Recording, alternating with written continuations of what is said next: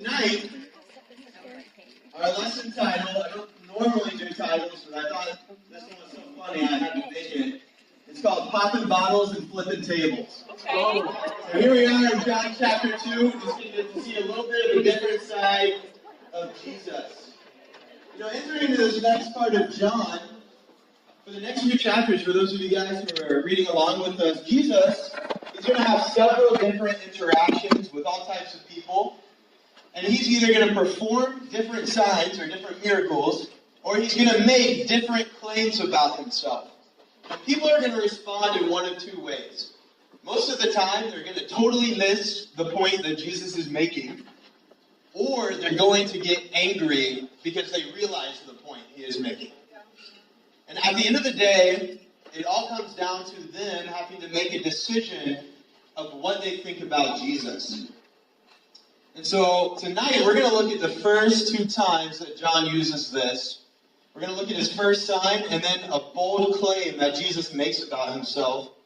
And I think we're going to have to do the same thing. We're going to have to figure out what Jesus is saying to us and make sure that we don't misunderstand. Or if we do understand, to make sure that we can accept who he is and what he is saying about himself. And so even here in the next couple chapters, Jesus, he's really coming up in conflict, or he's going to interact with four major Jewish institutions. So he's coming in like super cultural here. And that's basically it for the nerdy background information. But here we go into John chapter 2. We're going to look at two of these institutions. One's a wedding, and one is his interaction in the temple courts. So let's pick up here in verse 1. On the third day, a wedding took place at Cana in Galilee. Jesus' mother was there, and Jesus and his disciples had also been invited to the wedding. Guess they were popular. When the wine was gone, Jesus' mother said to him, "They have no more wine." "Woman, why do you involve me?" Jesus replied. And woman is just like, it's not disrespectful like how we think woman is disrespectful when we say that. Just to put that into bed. Jesus replied, "My hour has not yet come." His mother said to the servants, "Do whatever he tells you." That's a total mom move right there. Nearby stood 6 stone water jars, the kind used by the Jews for ceremonial washing, each holding from 20 to 30 gallons. Jesus said to the servants, "Fill the jars with water." So they filled them to the brim. When he told them, "Now draw some out and take it to the master of the banquet," they did so. The master of the banquet tasted the water that had been turned into wine. He did not realize where it had come from, though the servants who had drawn the water knew. Then he called the bridegroom aside and said, "Everyone brings out the choice wine first, and then the cheaper wine after the guests have had too much to drink. But you have saved the best till now." What Jesus did here in Cana of Galilee was the first of the signs through which he revealed his glory, and his disciples believed in him. So John, he's telling us, man, this is the very first sign that Jesus does when he shows up on the scene. And so we can learn something about Jesus from this. In the story, we can see who Jesus is or what he's all about in this miracle that he performed. And it's interesting, Jesus chooses the first sign to be at a wedding. You know, when I think about God showing up for the first time, I typically think of like thunder, lightning, like a big storm, fire, like a voice from heaven, and everybody's afraid. But is that how Jesus shows up here? No. Jesus shows up behind the scenes, and he just saves a party from falling apart. Right, let's go. It's funny, he's not like even that initially down to help out. He's kind of like, "Leave me alone, I don't want to do this." It seems like more he wants to chill with his boys in the back than he does want to help out this party. And I love this because instead of Jesus being this larger-than-life figure, it just makes him normal. Like, it makes him approachable. But let's look over here to Isaiah 25, because actually, it's pretty cool when God shows up to party. And we aren't going to talk about this a lot, but that is a huge thing that happens when the kingdom of God shows up. We'll read this prophecy over here in Isaiah 25 that a lot of people believe that Jesus was fulfilling at this party. It says in verse 6, on the mountain The Lord Almighty will prepare a feast of rich food for all peoples, a banquet of aged wine, the best of meats and the finest of wines. On this mountain he will destroy the shroud that enfolds all people, the sheet that covers all nations. He will swallow up death forever. The sovereign Lord will wipe away the tears from all faces. He will remove his people's disgrace from all the earth. The Lord has spoken. So when God speaks, it's party time. That's what we get from that passage. You know the next one. So there it is. This is the Last Supper. You know, as we told, a little Wraith edition. And man, this is what it's like when Jesus shows up. It's time to party.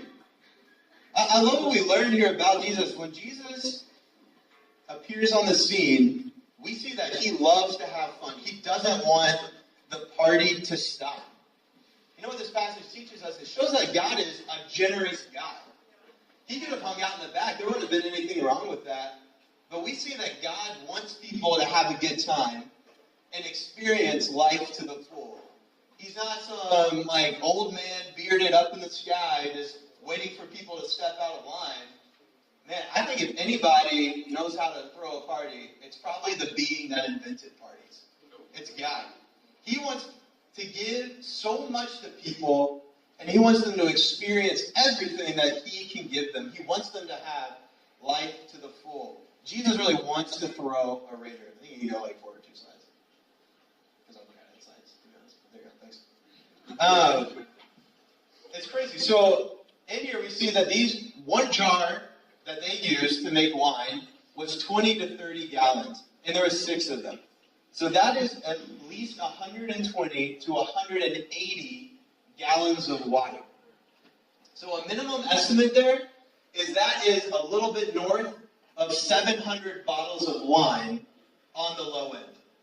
And it's almost 1,000 on the high end.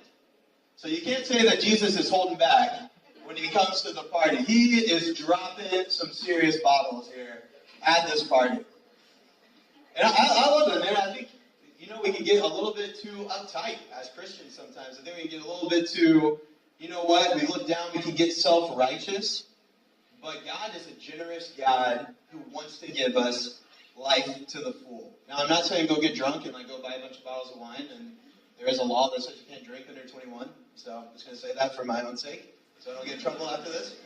But why was Jesus even so hesitant in the first place to perform this miracle? Who's ever been to a wedding before? Who's ever been in a wedding? Love weddings. Okay, so I would say in the last 2 years, I've probably been in 7 or 8 weddings. Always a groomsman, never a groom. All right? Come on, Graham. This is the year, Graham. This is the year. This is my year. It's almost over, though, so God's going to hurry up. But I'll give you a little secret if you've never been in a wedding before, but it takes a lot of work to make weddings great. Especially if you're in them. They're sort of fun. And I think the best part about being in a wedding is that you're first in line for the food after the ceremony. And I guess seeing your friends get married or whatever. But they're actually incredibly tiring and a major inconvenience. I remember the first wedding I was in, I walked in and I'm royalty. I'm in the wedding party. And then 5 minutes in, we're getting dressed, hey, can you guys set up all the chairs for the wedding really quick? I was are you kidding me? Did you not hire somebody to do this job? What are you talking about? And I quickly realized that if you are in a wedding party, you are paying to work.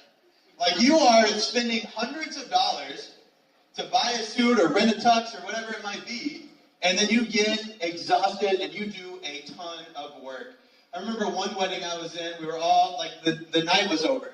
And so there was maybe 8 of us there. We're about to leave. We're all trying to figure out rides. And the lady shows up, and we're oh, hey, thanks for everything you're doing.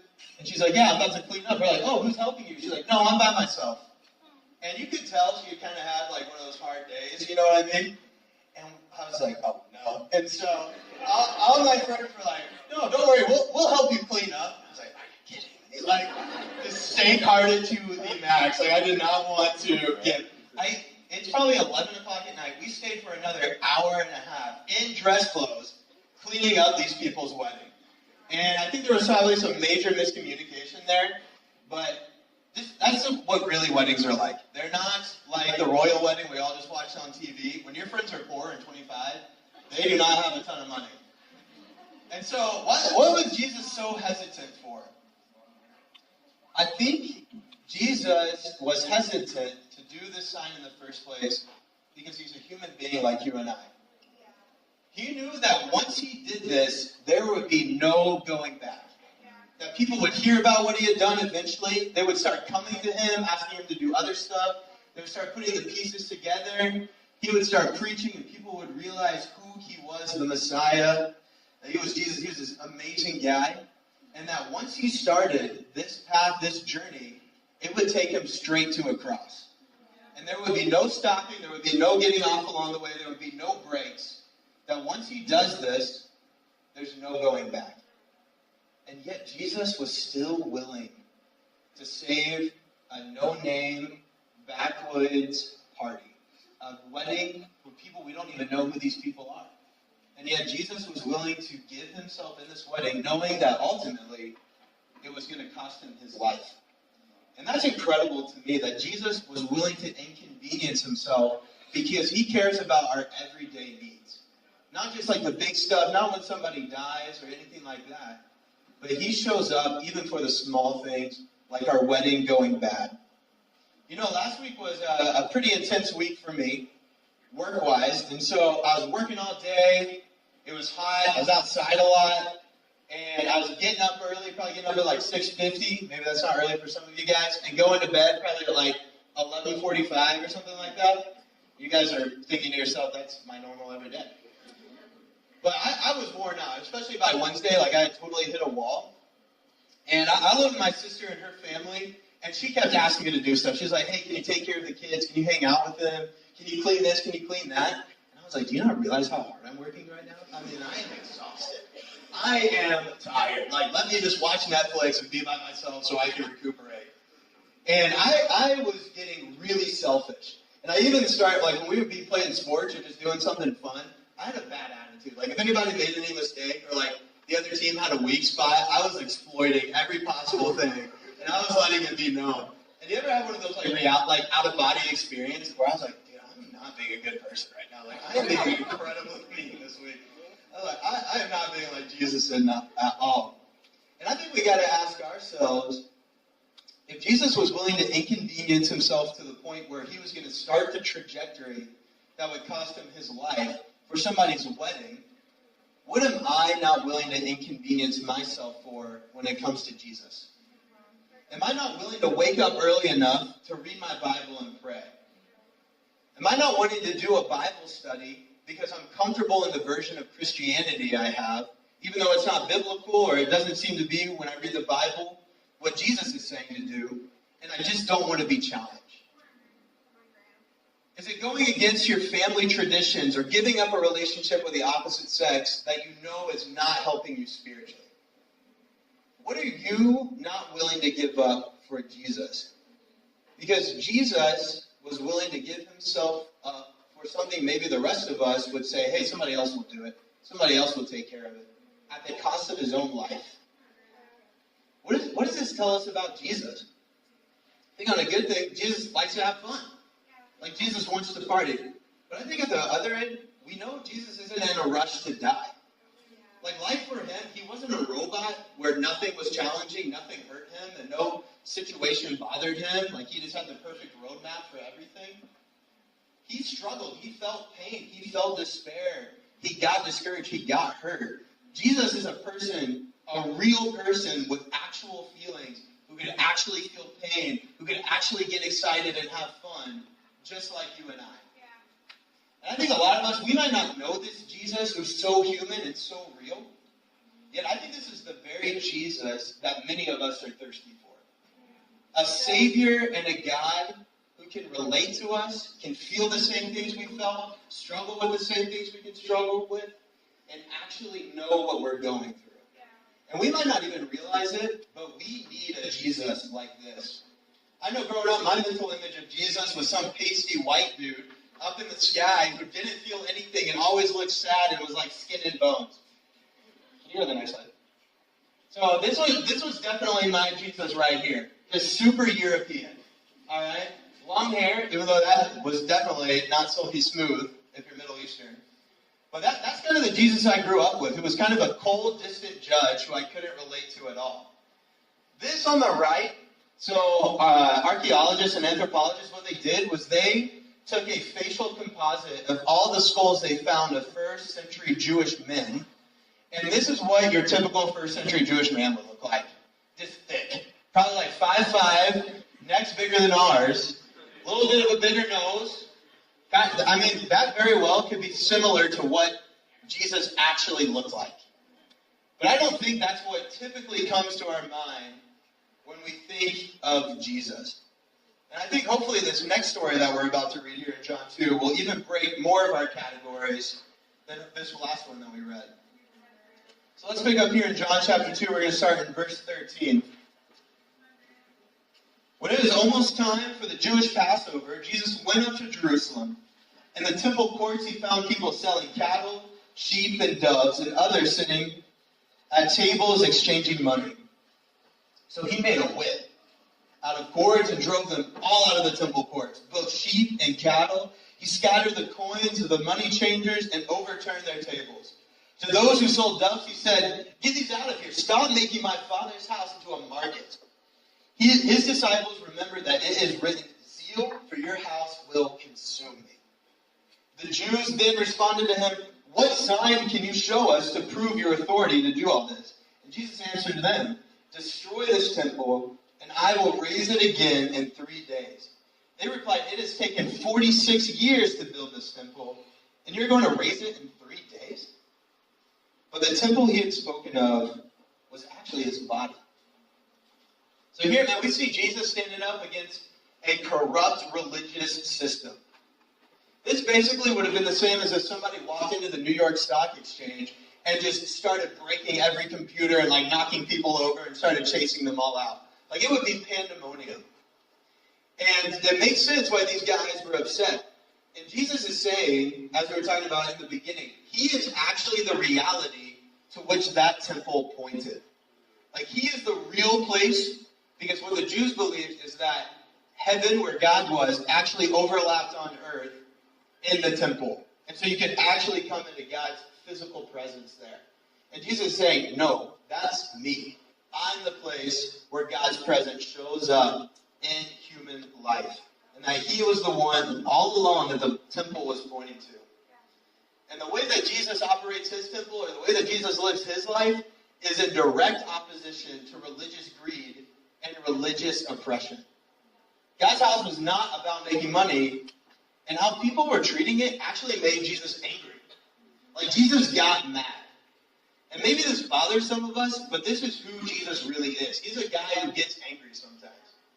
People abusing their power or dishonoring God actually makes him mad. He isn't like, "I forgive you. Grace and peace to you. Go on your way, my child." No, he's like, "Whip time. Let me beat you up a little bit." I think it's the same for us, though. I think it's really easy for us to slip into this checklist Christianity, just like these guys, where we aren't taking it seriously anymore. It's like, hey, I go to church, I go to Bible study, I pray every once in a while, I read my Bible every once in a while. I don't cuss, I don't do this, I don't do that. Like, Jesus should love me. Is that how any relationship is in life? Like, can you imagine if your marriage one day was like that? It's like, hey, I pay the bills. I gas up the car. I get food for us. You should love me. Your wife would murder you. Like, there is no way that's happening. I'm pretty sure a husband would not be happy about that one either. And so Jesus' way of doing things, it's not about power. It's not about controlling people through money or running some temple market. His way of doing things is all about self-sacrificing and saving the worst of the worst. It's not about using others to keep power or judging others and being self-righteous or creating some sort of religious hierarchy and using the temple to control people. No, it's actually all about laying his life down and inconveniencing himself for other people. And here's the thing, guys. Nobody likes hypocritical Christians, right?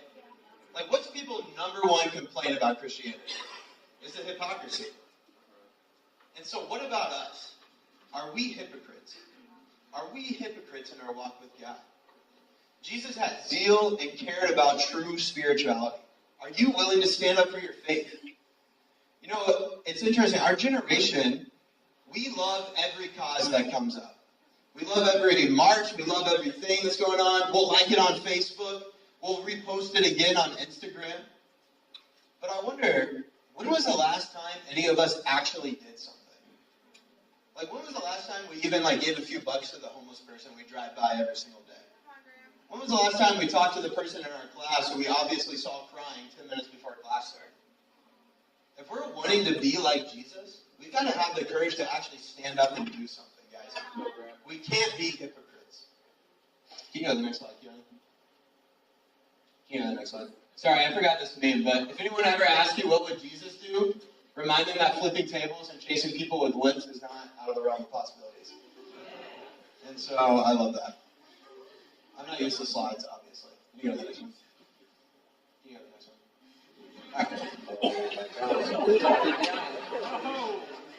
So I think for all of us, we can have multiple Jesuses to choose from. We can have the social justice warrior Jesus. We can have the super right-wing Republican Jesus. We can have the pasty white dude in the top left. We can have the distance judge. We can have 100% gains. All right? We can all have a different type of Jesus to choose from.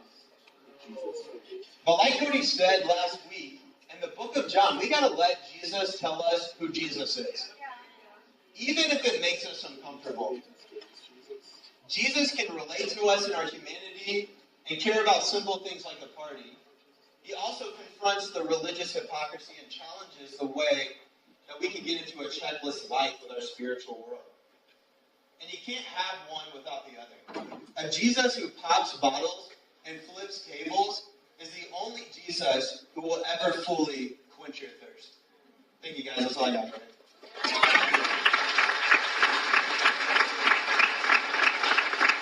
We're also doing something else. Oh, all right. Hey, thank you so much, Graham. Man, what you guys think about that? Let's give Graham one more round of applause right here. I think it's incredible. I read those scriptures, and after talking to Graham about it when he was planning his lesson, it's so cool to see the way that Graham really does see Jesus. He sees how human Jesus was. You know what I'm saying? His lesson title he told me about, and there's just the popping bottles, right? Like, Jesus is so much more than what we make him in our world today. You know what I'm saying? And that's why it's so important for all of us to dig deeper, understand the scriptures, understand, like, as you read, ask yourself, what is Jesus trying to show people? What is he telling people about himself? But I even love in John 2 how there's two different sides to Jesus there, isn't there? Like, Jesus was balanced. He wasn't all one way or the other. In one instance, right? He's being fun. He's going, hey, let me help this party go on. And the next, he's really fired up about something. And I think one of the points that Graham made was, that Jesus was the embodiment of that temple that people were using that pointed towards God, right? And so when Jesus came and saw what they were doing, he was so angry. But if Jesus saw Christianity today, I think he would be flipping tables as well. You know what I'm saying? Because we have such a buffet-style Christianity where we go to church because we pick what we want. We want great worship music. That's what we're going to find. We want nice lessons that are going to make us feel good. That's what we find. Y'all know what I'm saying?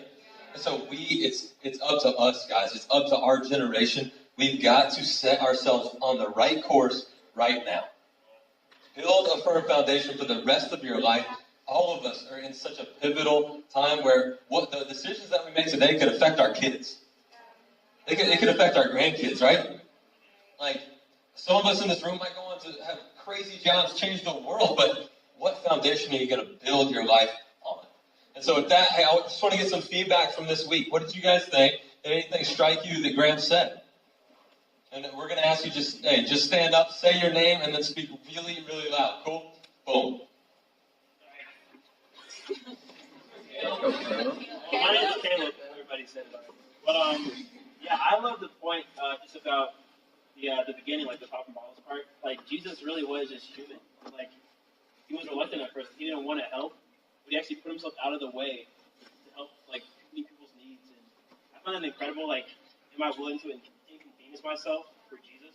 And I think of like so many times this week where I was like, I just want to like chill, be selfish. But I mean, Jesus, he had a heart to give in the love. Absolutely. Who else? All right, go ahead right here. Yep. What was your name? My name is Alex. Come on, Alex.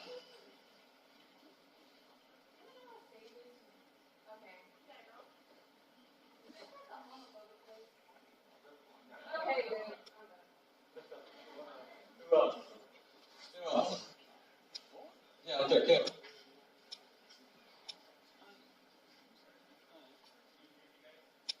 Yeah.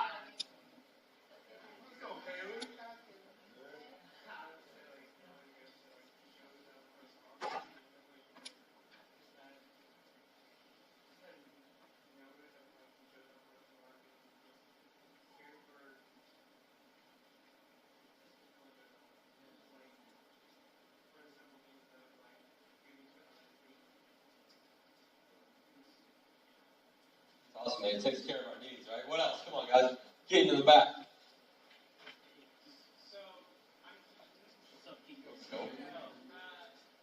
Going off the smaller things, the point about the temple being rebuilt in 3 days, Jesus was talking about himself, not the temple literally, but it goes to show how we always immediately think things in the biggest sense possible. When people heard Jesus say, tear down the temple and I'll rebuild it in 3 days, they immediately took that to the temple itself, and they failed to recognize the small things in life, the individuals, Jesus himself. So I really like that. Okay, my wrestling coaches say take care of the little things, and the big things should take care of themselves, right? Let's go ahead and test it.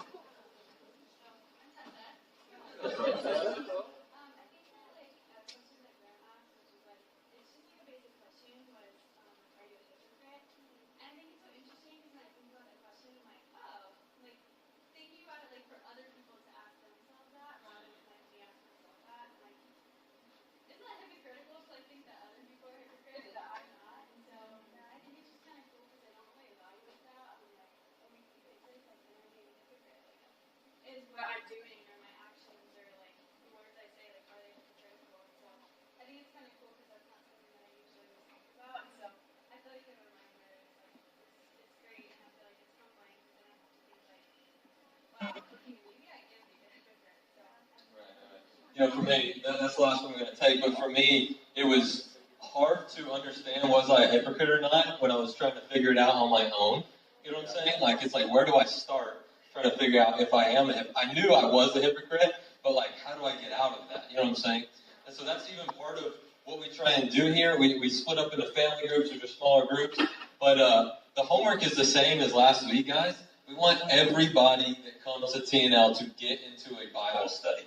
Get into a Bible study with somebody else in this room, just to figure out, hey, because it's hard to read the scriptures and go, am I doing this or not? It's a lot more helpful when you have somebody there talking you through it. You can do the same thing with them, right? And so, man, read the book of John, get into a Bible study. That's all we got. But I'm going to close in a prayer. Cool? Dear God, Lord, we're so thankful that you gave us a king that isn't just flipping tables and it isn't just running in here telling us the truth and getting mad at us and all that stuff, God, but he's full of grace as well. That he comes, he wants to give us life to the full. He wants to make our lives a joy, but he also wants to teach us the way to enjoy it the most, God. And Father, I pray that we can build on that firm foundation for the rest of our lives and it can all start right here. Father, we love you. In Christ's name I pray. Amen. Thank you, guys.